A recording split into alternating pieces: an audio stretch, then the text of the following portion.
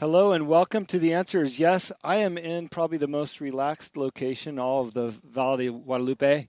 I would want it to be a secret because I don't want a bunch of people to come here and ruin it, but that would impede our business here. And I am at El Corcho Rosa, and I'm with Sitara Perez. How are you? I'm great, Jim. Thanks. Thanks for having me. This is really fun. I'm so excited to be down here. We try to get down here every couple weeks and visit our partners and tour what the new places. There's a place popping up like every week here. It feels like it. We're trying to tour some of those spots. But in the meantime, we're running a booming business up in the United States selling your wines. That's very exciting. Valle Girl online at Baja United Wines, as well as we have some other partners like Montechinique, and they're all doing very well. And the thing that I encounter the most is people absolutely love your label and your art, and then they open the bottle up and taste their wine, and they're like, what's the deal? What's the deal? Right? So I thought what would be great is if I could come down here and interview you for The Answer is Yes and have you tell your story to our listeners, and they can get it straight from you instead of me because you tell it so much better. Great. So sounds fantastic. How about we just start from the beginning? I know you've told me a couple times how you wound up down here, but I would love to hear from you. What prompted you to come down, and what were those beginning days like? Well, Jim, actually, I am of Mexican-American heritage. My grandmother was born in Mexico, so I have roots here. I have family, and I've always felt very connected to my Mexican heritage. Yeah. Before I lived here, I lived in Central and South America for 13 years. And the point when I decided it was time to move to Mexico, actually, and to this place, is because my dad got sick. Mm-hmm. And he lives in Arizona, and I went to take care of him, and then I didn't want to move far away from my family. Since I have aging parents, I felt an obligation to be close to them. Right. And Mexico just seemed full circle. It was perfect. And when I found this wine valley right over the border, I don't know, I fell in love. I knew right away this is where I wanted to be. So what's interesting about that is, how many years ago was that? So I moved here in 2012. 2012. May. So, we're looking at 6 years or so right now. This valley, like I just mentioned, changes almost every day, like literally. It's crazy. What did it look like when you came through here? Because I think one day, maybe my kids will listen to this podcast and go, there's no way the valley looked like that. What did it look like when you first came down here? Well, there were no signs. Everything was dirt roads. I didn't know a single soul, but I knew that I wanted to immerse myself in the wine culture here. So I would drive around and get lost and find these little out-of-the-way places on these bumpy roads where you would think there can't possibly be anything out here. Yeah, sure. And it was amazing. It was a very interesting time of discovery. And that back then there was only 50 registered wineries, and now I think the latest number is close to 200. See, that's my point. I've been quoting 120 all year. We know it's more. I was talking to Drew Deckman. We're going to go see him later, but he was telling me that there's like over 100 restaurants down here now too. You know what? The gastronomy scene is so big and so vibrant and so exciting. Sometimes I think it overshadows the wine. I think the food is so amazing. And this is a real gastronomical culinary hub right now. Yeah, for sure. So when you came down, what wineries or winery inspired you to do your own thing? So here you are driving down these dirt roads, and I had a similar experience only 2 short years ago. But what inspired you to do this? Well, I made a pest out of myself. I did. I had a little notebook. Mm-hmm. I was determined to learn, and I asked tons and tons and tons of questions of everyone who was involved in the business. And one winemaker, I told him, hey, I want to learn everything from the vine to the bottle. He said, okay, show up tomorrow at 7 a.m. So I did, and he put me out in the vineyard with the workers. And I learned with the workers how to trim vines. And I thought that was brilliant, and that was inspiring. What really inspired me was the passion of the people here. I mean, they're just so authentic. There's no pretense, there's just a really true love of what they're doing. Yeah, so it's interesting you talk about that because, as you know, I come from the tequila business, and prior to that, the vodka business around the world, and there's a lot of passion in those worlds.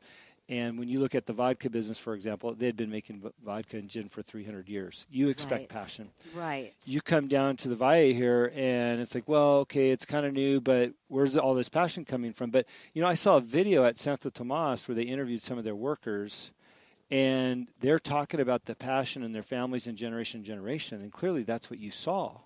Yes, absolutely. Plus, the history here is mind-boggling. I mean, the first wine grapes in the New World were brought to Mexico by missionaries. And a lot of people think, oh, this is such a new scene here. Well, in some ways it is. Right. But wine has actually been happening here since the 1500s. Right. And it's a very important part of their culture with the church and the Catholics. Right. And I think that's an important part of the story here of the Valle is that passion and is that history, because I think, look, we're coming down from America, and Americans always want to validate something, right? Like, this isn't a Napa, or it isn't Sonoma, or all those other places that they think are really culturally sound. Mm-hmm. Well, the reality is you guys have been making wine longer down here than a lot of those places I just mentioned. Right. Santo Tomas, I think, well, since the 1800s. Yes. It's like 1860. Yeah, they're like 130 years like now. Yeah, right. Exactly. Yeah, so a continuously running winery. Mm-hmm. Yeah. So. Well, I think that passion definitely resonates what's in the bottle, right? So here you are. You've decided you're going to do this. You've become a pest. You've spent some time in the fields, which, by the way, is a great idea, right? He probably thought, oh, we'll see how committed she is. Exactly. It was a test. Yeah. So where'd you go from there? You started learning and asking a lot of questions. Well, I found out that there is a little winemaking school here. Mm-hmm. And I had no idea. But I was very excited. I thought, well, at least I have to go check it out and see what this is all about. And just the bells started ringing in my head, And I realized that I needed to get into the school, that it was important. And that, and I realized I could, immediately I thought, well, I can make a business out of this. Now, some people might think that's crazy, but I jumped in all the way. Normally in the winemaking school, you make a half a barrel with a partner. Mm-hmm. I decided if I'm going to make this work, I'm making 6 barrels. Okay. So wow. It was a bit of an investment. And what if it had all gone wrong? Yeah. You would have had a lot to drink. Yeah, right. Or salad dressing, something. Let me ask you this. You decided to go and make this a business. Do you have a business background? No.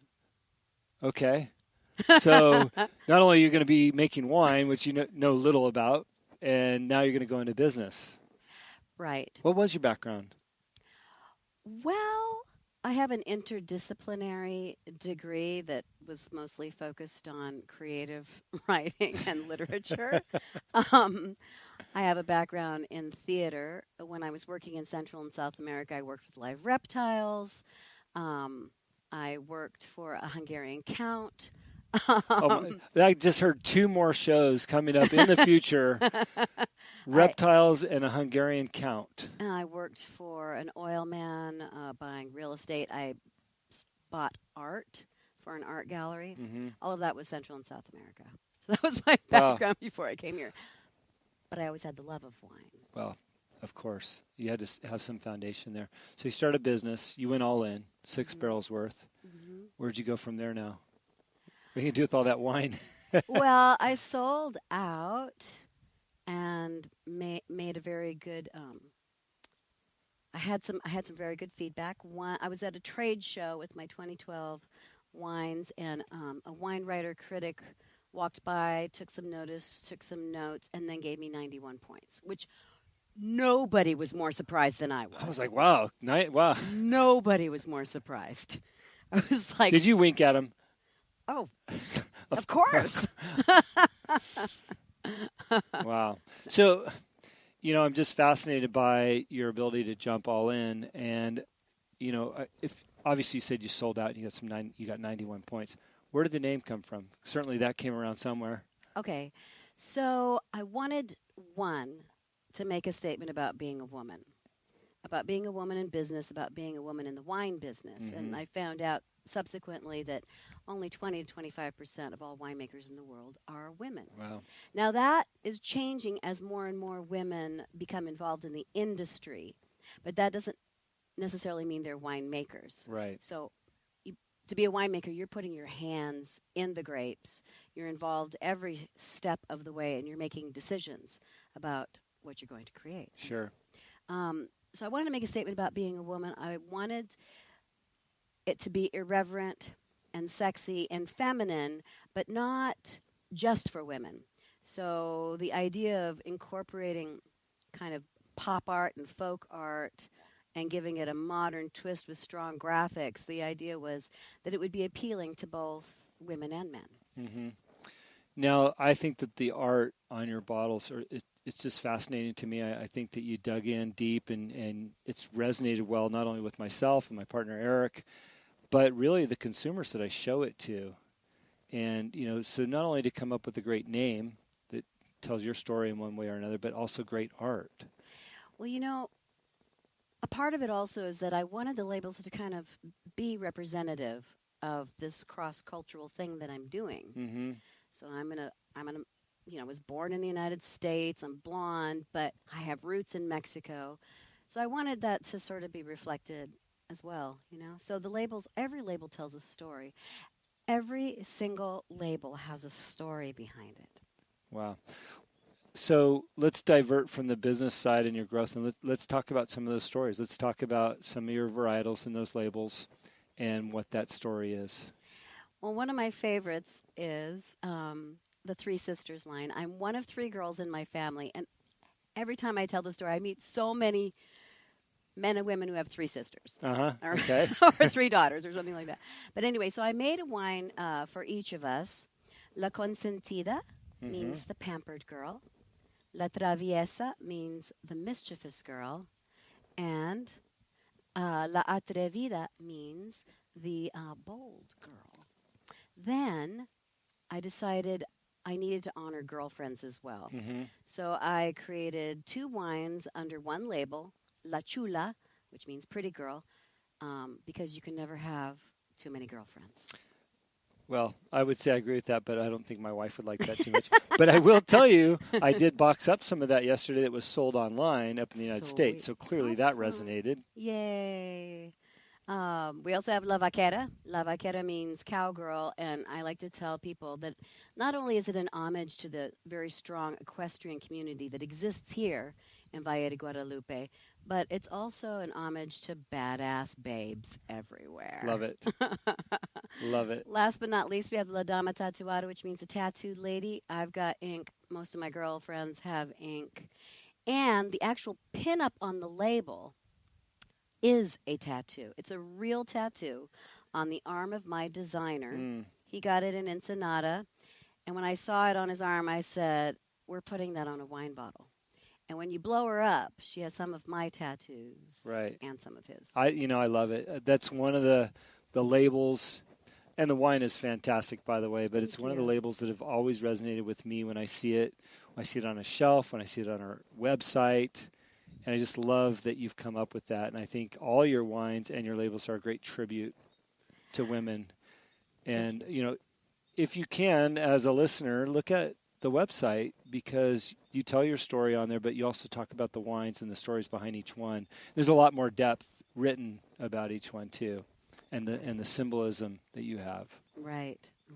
Yeah, it's I think we've experimented a lot. We've done a lot of refining, and I think that we have we're really starting to develop a good message that we want to put out there, because that's part of it too. Sure. Is to be a positive influence, and for to have a good message. Yeah. And what's the feedback you've gotten on that? Because I know what I've seen in the U.S., but what are you hearing from people on that message? And you know what? People love it.